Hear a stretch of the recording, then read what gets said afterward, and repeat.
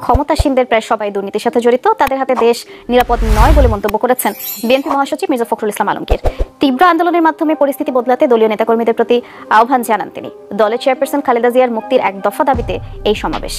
28 অক্টোবরের পর এই প্রথম রাজধানীতে এত বড় শোডাউন করল বিএনপি। আবারও রাজপথে শোনা গেল মঞ্চ কাঁপানো সেই চিরচেনা গর্জন। চেয়ারপারসন খালেদা জিয়ার মুক্তির দাবিতে এই সমাবেশে 8 মাস পর ভয় শঙ্কা ছাড়া একসাথে রাজপথে নেমেছে বিএনপির হাজার হাজার নেতাকর্মী। যোগ দেন দলের বিভিন্ন পর্যায়ের কর্মী সমর্থকরা, এসেছেন আশপাশের জেলা উপজেলা থেকেও। আমরা মনে করি দেশনেত্রী বেগম খালেদা জিয়া মুক্ত হলেই বাংলাদেশের গণতন্ত্র মুক্ত হবে। সরকারের কাছে অনুরোধ, অতি সত্বর তাকে মুক্তি দিয়ে বিদেশে চিকিৎসার ব্যবস্থা করা হোক। হাসপাতালে থাকায় এমনিতেই খালেদা জিয়াকে ঘিরে বাড়তি আবেগ কাজ করছে দলীয় নেতাকর্মীদের মনে। সম্প্রতি ছাত্রদলের পূর্ণাঙ্গ কমিটি হয়েছে, যে কোনো সময় নতুন নেতৃত্ব আসতে পারে যুবদল আর ঢাকা মহানগর উত্তর ও দক্ষিণ বিএনপিতে। সব মিলে বেশ উজ্জীবিত নেতাকর্মীরা। আমাদের কাছে পদ কোনো ম্যাটার করে না, আমরা সবাই জিয়া পরিবারের লোক, আমরা খালেদা জিয়ার লোক, আমরা তারেক রহমানের লোক। আমি দেশের জন্য রাজনীতি করি, খালেদা জিয়ার জন্য রাজনীতি করি, তারেক রহমানের জন্য রাজনীতি, জিয়াউর রহমান আদর্শ বাস্তবায়ন করার জন্য রাজনীতি করি। আমরা জিয়া পরিবারের জন্য জীবনের শেষ রক্তবিন্দু দিয়ে ইনশাআল্লাহ রাজপথে থাকব। বিএনপি নেতাদের অভিযোগ, মিথ্যা মামলায় সাজা হয়েছে খালেদা জিয়ার, এখন রাজনৈতিক প্রতিহিংসায় বঞ্চিত করা হচ্ছে উন্নত চিকিৎসা থেকে। এখানে অন্যায় আইনে পরিণত হয়, সেখানে প্রতিরোধ অনিবার্য। পারবেন প্রতিরোধ করতে, পারবেন প্রতিরোধ করতে, প্রতিরোধের মাধ্যমে দেশনেত্রী বেগম খালেদা জিয়াকে মুক্ত করতে হবে। দলের সিনিয়র নেতাদের দাবি, সবচেয়ে বেশি জনসমর্থন আছে বিএনপির, তারপরও কেন আলুর মুখ দেখছে না বিএনপির আন্দোলন, জানান সেই উপলব্ধির কথাও।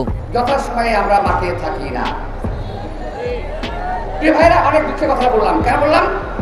28 তারিখে যে আন্দোলন আমরা করেছিলাম, সেই 28 তারিখে কিন্তু ফলাফল চূড়ান্ত হয়ে যাওয়ার কথা হয়ে যেত যদি আমরা পাল্টা একটা মিছিল নিয়ে দাঁড়াতে পারতাম। বিএনপি নেতাদের অভিযোগ, ক্ষমতায় টিকে থাকতে দেশের সব প্রতিষ্ঠান ধ্বংস করেছে সরকার, সীমাহীন লুটপাট করে দেশের টাকা পাচার করছে বিদেশে। নেতারা বলেন, নানা অপকর্ম করে এই সরকার এখন গণমানুষের শত্রুতে পরিণত হয়েছে। এই দেশের সবচাইতে বড় শত্রু, এই দেশের সবচাইতে বড় বিষাক্ত সাপ, সেটি হলেন হাসিনা ভাইপার। এই হাসিনা ভাইপারের এর থেকে আজকে আমাদেরকে সাবধান থাকতে হবে। দেশনেত্রীকে মুক্ত করুন, অন্যথায় আপনাদেরকে যে কোনো পরিণতির জন্য তৈরি থাকতে হবে। এই দেশের মানুষ কখনোই দেশনেত্রীকে এভাবে অন্যায়ভাবে তাকে কারাগারে বন্দী অবস্থায় তাকে চলে যেতে দেবে না। গণতন্ত্র ও খালেদা জিয়ার মুক্তির জন্য চলমান আন্দোলন পর্যাপ্ত নয় বলে মনে করেন মির্জা ফখরুল। আহ্বান জানান সবাইকে ঐক্যবদ্ধ হওয়ার। সরকার থাকা মানেই হচ্ছে আমাদের দেশ ধ্বংস হওয়া, গণতন্ত্র ধ্বংস হওয়া, দেশের মানুষ ধ্বংস হওয়া। আর তীব্র থেকে তীব্র আন্দোলন করে তুলতে হবে, আন্দোলনের মাধ্যমেই এদেরকে পরাজিত করতে হবে। রাজনীতি, অর্থনীতি সহ সমসাময়িক বিভিন্ন ইস্যুতে প্রায় 15 মিনিট কথা বলেন বিএনপি মহাসচিব। অভিযোগ করেন, ভারতের সঙ্গে দেশের স্বার্থ বিরোধী চুক্তি করেছে সরকার। দলীয় নেতাকর্মীরা বলছেন, বিএনপি চেয়ারপারসন খালেদা জিয়াই হচ্ছেন জাতীয়তাবাদী শক্তির ঐক্যের প্রতীক, তাকে ঘিরে আবর্তিত হচ্ছে বিএনপির সামগ্রিক রাজনীতি। তাই যত প্রতিকূলতাই থাকুক, নেত্রীর মুক্তি আন্দোলনে রাজপথে থাকবে। মারাত্মক নিরাপত্তাহীনতায় ভুগছেন সংসদ সদস্য ব্যারিস্টার সৈয়দ সাইদুল হক সুমন। জীবনের নিরাপত্তা চেয়ে এরই মধ্যে রাজধানীর শেরেবাংলানগর থানায় একটি সাধারণ ডায়েরি করেছেন সুমন। সামাজিক যোগাযোগ মাধ্যমে সরব এই জনপ্রতিনিধিকে হত্যা করতে চায় একটি মহল। গণমাধ্যমে এমন অভিযোগ করেছেন ব্যারিস্টার সুমন। কারা হত্যা করতে চায় তাকে, আর কারাই বা হুমকি দিচ্ছেন তাকে, এমন প্রশ্ন এখন সামনে। হবিগঞ্জ 4 আসনের সংসদ সদস্য ব্যারিস্টার সৈয়দ সাইদুল হক সুমনকে চুনুরাগার থানার ওসির মাধ্যমে হত্যার হুমকি দিয়েছে একটি মহল। এই ঘটনায় চরম নিরাপত্তাহীনতায় ভুগছেন বলে জানান সুমন। জিডির তদন্ত কর্মকর্তা শেরেবাংলানগর থানার এসআই শরীফুজ্জামান শরীফ কালবেলাকে জানিয়েছেন, অফিসিয়াল কপি এখনও তার হাতে পৌঁছেনি। জিডির কপি পেলে ব্যবস্থা গ্রহণ করা হবে বলেও জানান। জিডিতে ব্যারিস্টার সুমন উল্লেখ করেছেন, গত 27 জুন ঢাকায় অবস্থানকালে রাত আনুমানিক 8টার সময় তার নির্বাচনী এলাকার চুনুরুগার থানার ভারপ্রাপ্ত কর্মকর্তা তার সরকারি মোবাইল থেকে ব্যারিস্টার সুমনের হোয়াটসঅ্যাপে ফোন করে জানান, আপনাকে হত্যার জন্য অজ্ঞাতনামা একটি শক্তিশালী মহল গত 3 দিন আগে 4 থেকে 5 জনের একটি টিম নিয়ে মাঠে নেমেছে। সুমন যেন রাতে বাইরে বের না হন এবং সাবধানে থাকেন।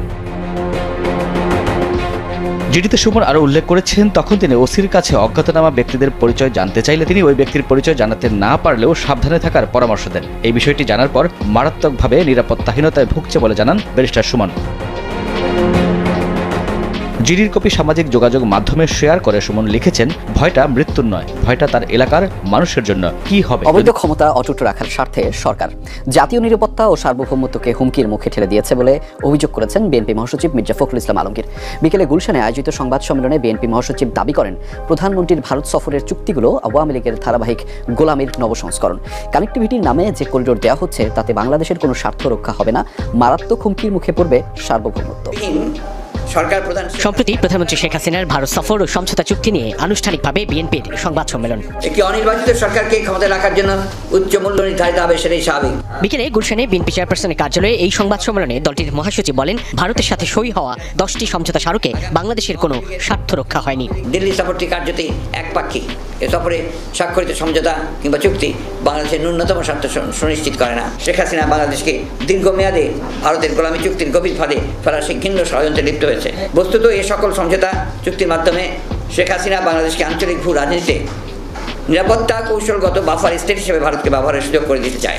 মির্জা ফখরুল বলেন, ভারতের সাথে সকল চুক্তির মাধ্যমে আঞ্চলিক ভূরাজনীতিতে বাংলাদেশকে ব্যবহারে দেশটিকে সুযোগ করে দিতে চায় সরকার। ভারতকে রেল করিডোর দেওয়া বিপজ্জনক আত্মসমর্পণ বলেও মন্তব্য করেন তিনি। নানাভাবে কানেক্টিভিটি তৈরি করার পক্ষেই বাংলাদেশ জাতীয়তাবাদী দল বিএনপির অবস্থান। কিন্তু সড়কপথ, নৌপথ ও রেলপথ যেভাবেই কানেক্টিভিটি বাড়ানো হোক না কেন, তাতে জাতীয় স্বার্থকে বিবেচনা করতে হবে সর্বাগ্রে। কোনোভাবেই সার্বভৌমত্বের সাথে কম্প্রোমাইজ করা যাবে না। কিন্তু বর্তমান অবৈধ সরকার অবৈধ ক্ষমতা অটুট রাখার হীন স্বার্থে জাতীয় নিরাপত্তা ও সার্বভৌমত্বকে হুমকির মুখে ঠেলে দিয়েছে।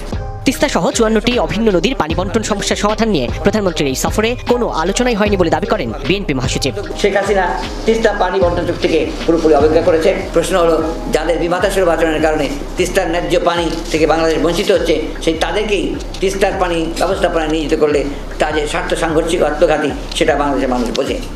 শেখ হাসিনা অত্যন্ত নির্লজ্জভাবে তিস্তা প্রকল্প নিয়ে ভারতের একতরফা সিদ্ধান্ত বাস্তবায়নে ইতিমধ্যেই উঠে পড়ে লেগেছেন। সীমান্ত হত্যা বন্ধে কার্যকর কোনো পদক্ষেপ নেওয়া হয়নি বলেও দাবি মির্জা ফখরুলের। বলেন, এই সফর ও চুক্তিতে সরকারের নতজানু পররাষ্ট্রনীতি প্রকাশ পেয়েছে। জাতীয় স্বার্থবিরোধী এহেন চুক্তি জনগণ কখনই বাংলাদেশের অভ্যন্তরে রেল যোগাযোগ চলবে, তাতে দেশের কোনো ক্ষতি হবে না, এটা বিশ্বাসযোগ্য নয় বলে মন্তব্য করেছেন বিএনপি মহাসচিব মির্জা ফখরুল ইসলাম আলমগীর। বিকেলে রাজধানীর চন্দ্রিমা উদ্যানে সাবেক প্রেসিডেন্ট জিয়াউর রহমানের মাজারে শ্রদ্ধা জানাবার পর তিনি এমন মন্তব্য করেন। তিনি বলেন, ভারতের সাথে চুক্তি বিষয়ে আওয়ামী লীগ কখনো দেশের মানুষের সাথে সত্য বলে না। সরকারের কঠোর সমালোচনা করে ফখরুল বলেন, বিএনপি দেশ নিয়ে কোনো ষড়যন্ত্র করছে না, অবৈধ সরকারি দেশ বিরোধী চক্রান্ত অব্যাহত রেখে এবং দেশকে একটি ব্যর্থ রাষ্ট্রে পরিণত করেছে। পার্টনারশিপে আমাদের কোনো আপত্তি নেই, কানেক্টিভিটিতে কোনো আপত্তি নেই। সেখানে বাংলাদেশ কি পেরো সেটাই হচ্ছে প্রধান। আমরা তো এখানে কিচ্ছু পাইনি। আমাদের যে পানির হিস্সা, সেই হিস্সাটাতে আমরা পাইনি। তিস্তা নদীর পানি আমরা পাইনি। আমরা আন্তর্জাতিক জাতীয় জঙ্গিবাদের বিরুদ্ধে। কিন্তু এরা যেটা করেছে, এই সরকার যেটা করেছে, এরা জঙ্গিবাদের নাম করে তাদের বিরোধী পক্ষকে হয়রানি করেছে। জঙ্গি দমনে বাংলাদেশ বিশ্বের রোল মডেল বলে দাবি করেছেন Dhaka metropolitan police commissioner Habibur Rahman. সকালে রাজধানীর গুলশানে হলি আর্টিজানের হামলায় নিহত পুলিশ সদস্যদের স্মরণে শ্রদ্ধা নিবেদন শেষে তিনি একথা জানান। পরে দীপ্ত শপথ ভাস্কর্যে শ্রদ্ধা নিবেদন করেন পুলিশের স্পেশাল ব্রাঞ্চ এসবির প্রধান মনিরুল ইসলাম। এই সময় তিনি বলেন, বাংলাদেশে আর কখনো জঙ্গিরা মাথা তুলে দাঁড়াতে পারবে না। সরকারের জিরো টলারেন্স নীতির কারণে দেশে জঙ্গিবাদ পুরোপুরি নিয়ন্ত্রণে বলেও দাবি করেন তিনি। এর আগে সেখানে শ্রদ্ধা নিবেদন করেন র্যাবের মহাপরিচালক অতিরিক্ত আইজিপি ব্যারিস্টার মোহাম্মদ হারুন ও রশিদ। জঙ্গি আক্রমণ হওয়ার পরে তারপরে অপারেশন হয়, কিন্তু বাংলাদেশই একমাত্র উদাহরণ যে বিভিন্ন অপারেশন আমরা করতে সক্ষম হয়েছি, যে তাদের অপারেশন অর্থাৎ জঙ্গি আক্রমণ হওয়ার আগে আমাদের কাছে তথ্য ছিল এবং আমরা ইন্টেলিজেন্স লেড পুলিশিং করে সেটি জানতে পেরেছি এবং তাদেরকে ঠিক সেইভাবে। দেশের উপর মৌসুমী বায়ু সক্রিয় রয়েছে, যার প্রভাবে সারা দেশে বেড়েছে বৃষ্টিপাতের পরিমাণ। সারা দেশের প্রায় সব বিভাগেই বৃষ্টি হচ্ছে। রাজধানীতে গতকাল রোববার রাতে থেমে থেমে বৃষ্টি হয়েছে।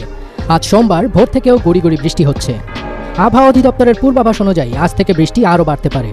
আগামী কয়েকদিন টানা চলবে এই বৃষ্টিপাত, এমনকি সমগ্র জুলাই মাস জুড়ে অব্যাহত থাকতে পারে এই বৃষ্টিপাত। আবহাওয়া অধিদপ্তরের পূর্বাভাস বলছে, আগামী কয়েকদিন দেশের উত্তরাঞ্চলে বৃষ্টিপাতের পরিমাণ বৃদ্ধি পাবে। উপকূলীয় অঞ্চলেও ভারী বৃষ্টিপাত শুরু হয়ে গেছে, সেখানেও বৃষ্টি চলবে আরও বেশ কিছুদিন। বঙ্গোপসাগরে দমকা হাওয়া বইছে, তাই দেশের সব নদীবন্দরকে ৩ নম্বর স্থানীয় সতর্ক সংকেত দেখাতে বলা হয়েছে। ঝোড়ো হওয়ার আশঙ্কা থাকায় সাগরে অবস্থানরত নৌযানগুলোকে সাবধানে উপকূলের কাছাকাছি অবস্থান করতে বলা হয়েছে। আবহাওয়া অধিদপ্তরের আবহাওয়াবিদ মনোয়ার হোসেন গতকাল বলেন, এবারের বর্ষায় বৃষ্টি একটু বেশি হবে, এমন পূর্বাভাস আমরা আগেই দিয়েছিলাম। জুনে বেশ ভালোই বৃষ্টি হয়েছে। জুলাই মাসের প্রায় পুরো সময় জুড়ে সারা দেশে থেমে থেমে মাঝারি থেকে ভারী বৃষ্টিপাত হতে পারে। 2 দিনে কেবল পঞ্চগড়েই বৃষ্টি হয়েছে প্রায় 300 মিলিমিটার।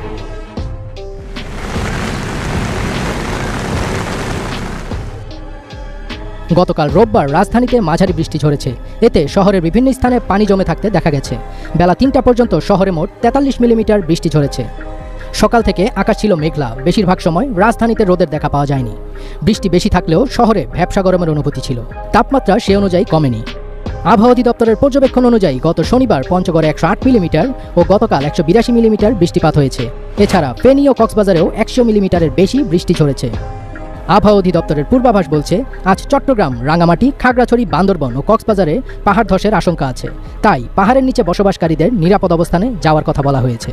ফেসবিট তাজ,